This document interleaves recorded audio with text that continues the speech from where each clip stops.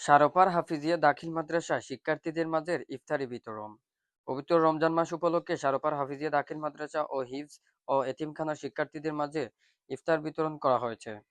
Mathiura দুধবক্সী England প্রবাসী জনাব আবু সুফিয়ান রুমন জনাব আলী আহমদ আব্বাসের মাধ্যমে এ আয়োজন করেছেন।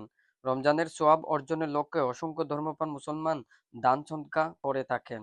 তারই অংশ হিসেবে জনাব আবু সুফিয়ান রুমন এই মহতী উদ্যোগ গ্রহণ করেন। শিক্ষার্থীদের জন্য এই ইফতার আয়োজন শিক্ষা প্রতিষ্ঠানটির পরিবেশে আনন্দের বার্তা বয়ে এনেছে।